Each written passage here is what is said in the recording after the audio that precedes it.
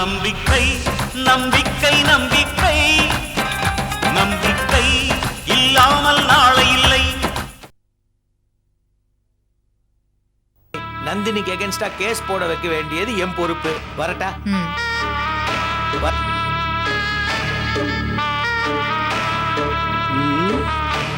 அந்த தாடிக்காரன் தான் சிந்தாமணி அம்மாவோட புருஷன்னு சொன்னா அது இந்த அம்மாவுக்கு மைனஸ். ராம்கோபால் மருமக சிட்டிபாபு இவங்களுக்கு சாதகமா இருந்தா அது இந்த அம்மாவுக்கு பிளஸ். மொத்தத்துல கூட்டி கழிச்சு பார்த்தா இந்த அம்மா இன்னும் சைவர்லயே தானே நிக்கிறாங்க.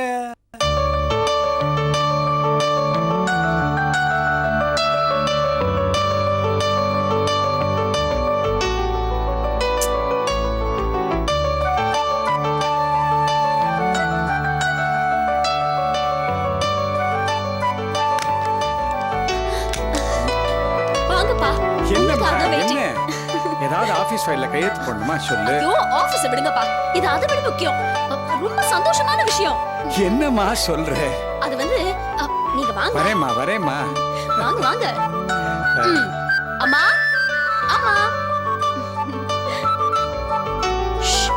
சும்மா இருங்க. அம்மா வாங்கம்மா.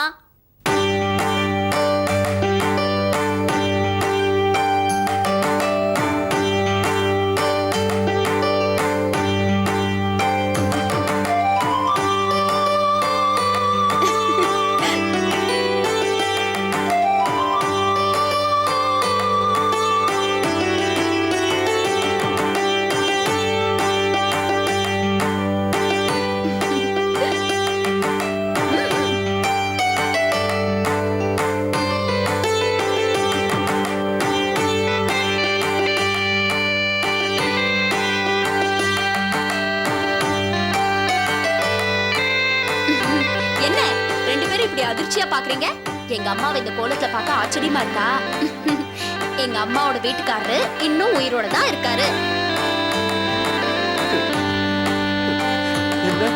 முதலாளி உயிரோடு இருக்காரா?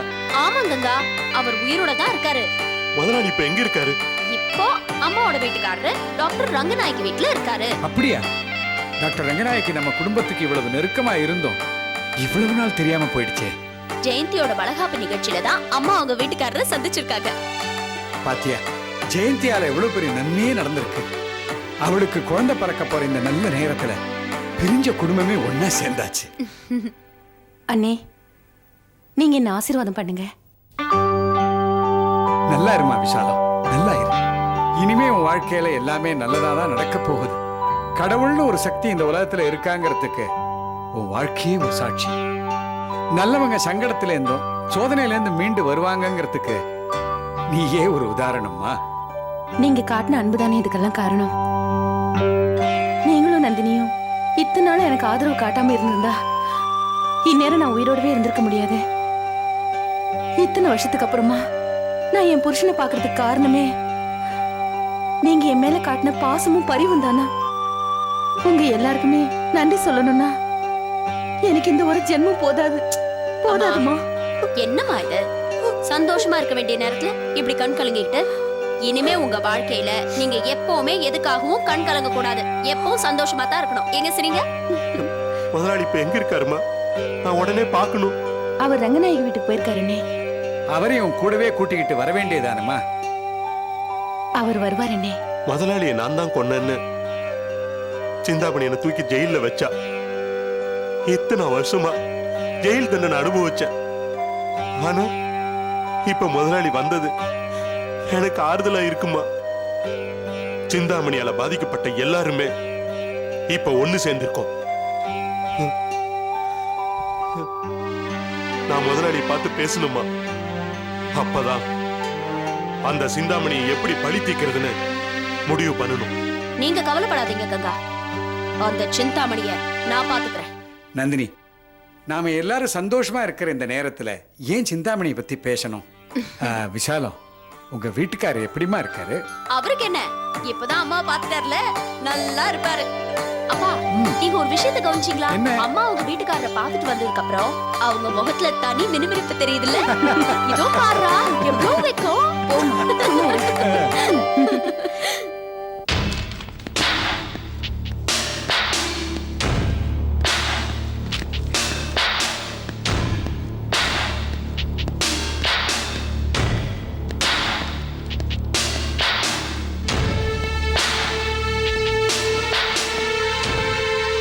சார். வணக்கம்.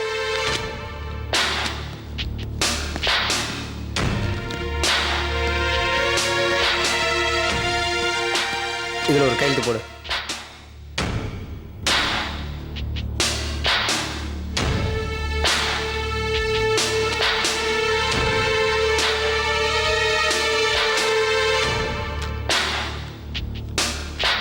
இவ்வளோ நாளாக நீ ஜெயிலில் வேலை பார்த்ததுக்கான பணம் இந்தா.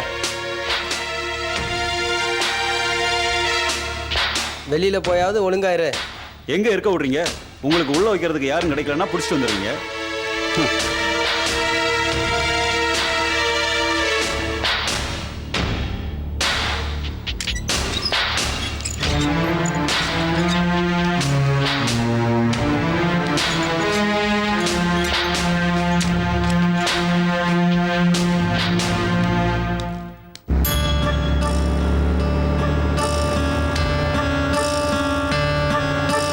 அம்மா, இந்த விஷயத்துக்கு நீங்க இவ்வளவு யோசிச்சு நான் பார்த்ததே இல்லை.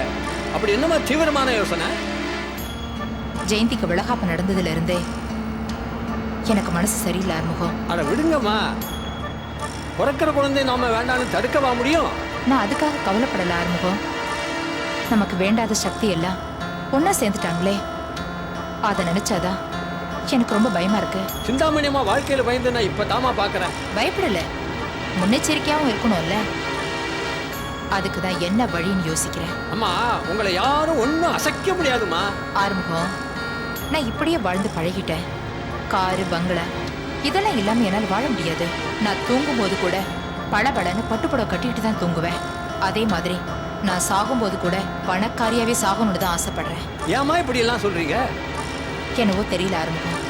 கொஞ்ச நாளாவே என் மனசுல ஏதோ ஒண்ணு நடக்க போகுதுன்னு தோணுது. அதெல்லாம் ஒன்றும் ஆகாதுமா. சிந்தாமணியம்மானா அந்த கம்பீரத்தோட எப்பவுமே நிக்கணும். அப்பதான் உங்களுக்கே மதிப்பு. எதிரிகளை ரொம்ப வளர விடக்கூடாது. அப்படி வளர விட்டோம்னா நமக்கு தான் கஷ்டம். அதுக்கு தான் ஒரு வழியும் தெரியாம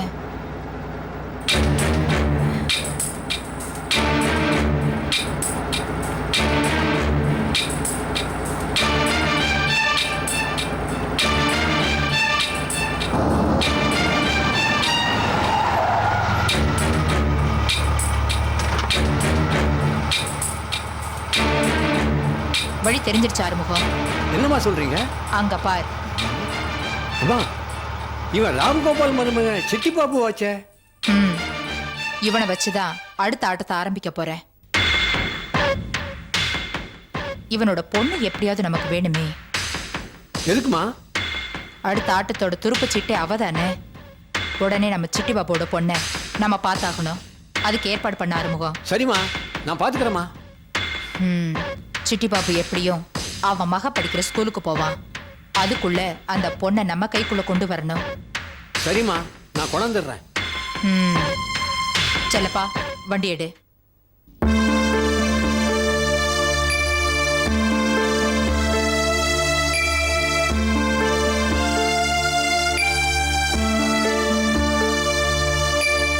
வணக்கம் மேடம். வாங்க உட்காருங்க. என்ன விஷயம்?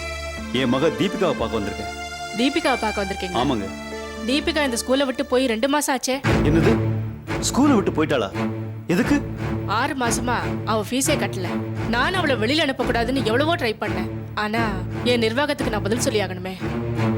நந்தினி மேடம் மாசம் மாசம் வந்து பணம் கட்டியிருப்பாங்களே. இல்லையே, பணம் ஒழுங்கா கட்டியிருந்தா நாங்க ஏன் அனுப்ப போறோம்? அந்த மேடத்தை மீட் பண்றதுக்கு நான் எவ்வளவோ ட்ரை பண்ணேன். அவங்கள போன்ல கூட பிடிக்க முடியல. என் மக தீபிகா எங்க இருக்கா? நீங்க மறுபடியும் ஜெயிலுக்கு போயிட்டீங்கன்னு கேள்விப்பட்டேன். அதனாலதான் தீபிகாவை அன்னை தெரசா அனாதை இல்லத்துல சேர்த்து விட்டேன். என் மக அனாதையா இருக்கக்கூடாதுன்னு தான் நந்தினி பொறுப்புல விட்டுட்டு போனேன். ஆனா இப்படி அந்த நந்தினி என்னை ஏமாத்துவங்கன்னு கொஞ்சம் கூட எதிர்பார்க்கல மேடம். வருத்தப்படாதீங்க சிட்டு பாபு. இனிமேலாவது தீபிகாவை கவனமா பாத்துக்கங்க. சரி மேடம், நான் வரேன்.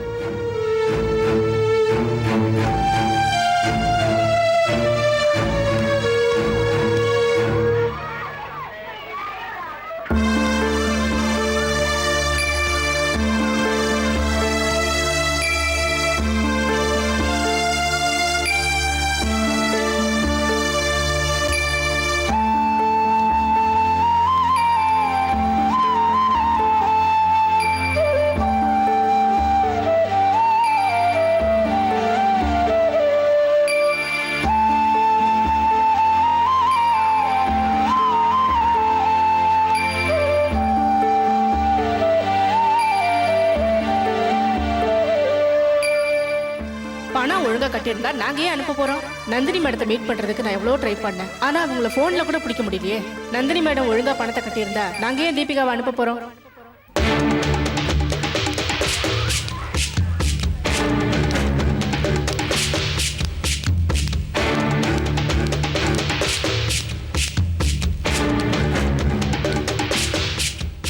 சிட்டி பாபு,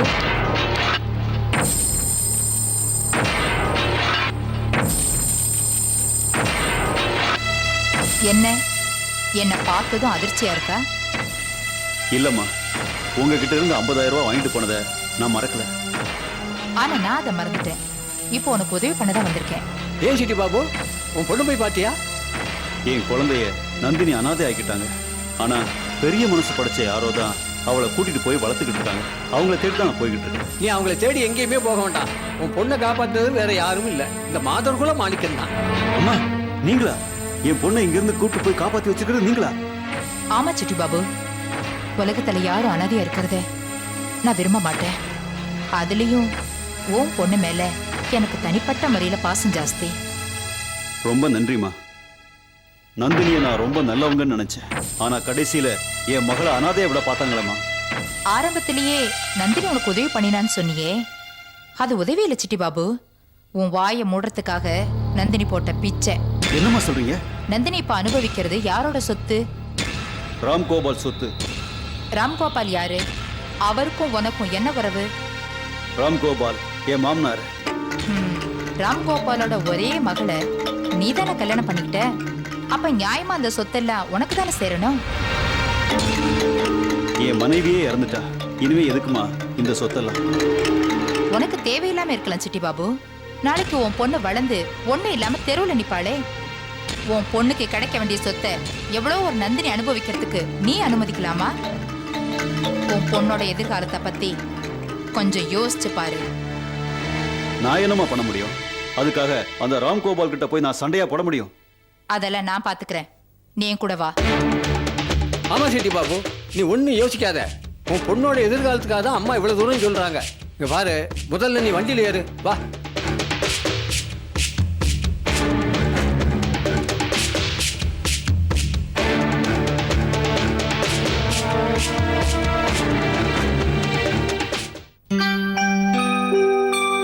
இந்தாங்க மாமா, பால் பாயசம். இந்தாங்க அத்தை. எதுக்குமா இதெல்லாம்? இருக்கட்டும் அத்தை, நாம எல்லாரும் இப்பதான் ஒண்ணு சேர்ந்திருக்கோம். எனக்கும் அவருக்கும் யாருமே ஆதரவு இல்லைன்னு நினைச்சிட்டு இருந்தோம். கடவுளா பார்த்து எல்லா உறவுகளையும் ஒண்ணு சேர்த்து வச்சிருக்காரு. வசந்தும் ஜெயந்தியும் வாழ்க்கையில எவ்வளவு கஷ்டத்தை சந்திச்சிருக்காங்க. இனிமே இவங்க 2 பேரையுமே எந்த கஷ்டத்தையும் அனுபவிக்க விடக்கூடாது. எல்லாம் நான் செஞ்ச பாவம் தான். உனக்கு நான் செஞ்ச துரோகம் தான் நம்ம பிள்ளைங்களை இப்ப பாதிச்சுட்டு இருக்கு. நீங்க என்ன பண்ணுவீங்க? நான் அந்த சிந்தாமணி மேல இறக்கப்பட்டேன்.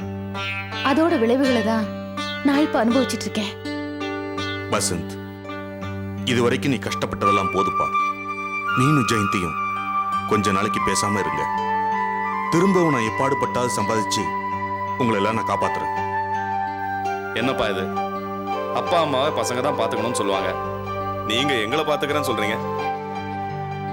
பிள்ளைங்க பெரியவங்களை ஆற வரைக்கும் பெத்தவங்க தான் காப்பாத்தணும். ஆனா நான் அந்த கடமையை செய்யலையேப்பா. அதெல்லாம் விதிப்பா. நீங்க காப்பாத்தலன்னு என்ன? நீங்க தேடி வச்ச சொத்து தானே என்ன காப்பாத்துச்சு. எவ்வளவு தேடி என்னப்பா பிரயோஜனம்? இன்னைக்கு அதெல்லாம் நீ அனுபவிக்க முடியாம இருக்க. அப்பா, மனுஷனுக்கு பெரிய சொத்தே அவனோட அப்பா அம்மா தான். அதுக்கு மேல பொண்டாட்டி நல்லவளா இருந்துட்டா அதை விட பெரிய சொத்தே வேண்டாம்ப்பா. என்னை சுத்தி நீங்கெல்லாம் இருக்கும்போது எனக்கு எதுக்கு சொத்து? அதை விடுங்கப்பா. சாராயம் காய்ச்சி விற்கிறவன் கூட காசு சம்பாதிச்சிடறான். சொத்து சம்பாதிச்சு வாழ்ந்தேங்கிறத விட நிம்மதியா வாழ்ந்தேங்கிறது தான் முக்கியம். இல்லப்பா, என்னால அப்படி இருக்க முடியாது. கறந்து வச்ச பாலை ஒரு தாயில்லா குழந்தை வந்து குடிச்சதுன்னா பாவன்னு விட்டுடலாம். அதே ஒரு பாம்பு குடிச்சதுன்னா விட்டுற முடியுமா? நான் கஷ்டப்பட்டு சம்பாதிச்ச சொத்துக்களை சிந்தாமணி அனுபவிக்க விட மாட்டேன்ப்பா. அவளை அடிச்சுட்டாவது அந்த சொத்துக்களை மீட்டு உங்களுக்கு கொடுப்பேன். அதெல்லாம் வேண்டாம் தானப்பா நானே ஒதுங்கியிருக்கேன். இல்லப்பா, அந்த சொத்தெல்லாம் உடனடியா நம்ம மீட்டாகணும். அப்பா, நீங்க பேசாம ரெஸ்ட் எடுங்க, அதெல்லாம் நான் பாத்துக்கிறேன். இனிமே நீங்க 2 பேரும் இதே வீட்டில் இருக்கணும், எங்களை விட்டு எங்கேயும் போகக்கூடாது.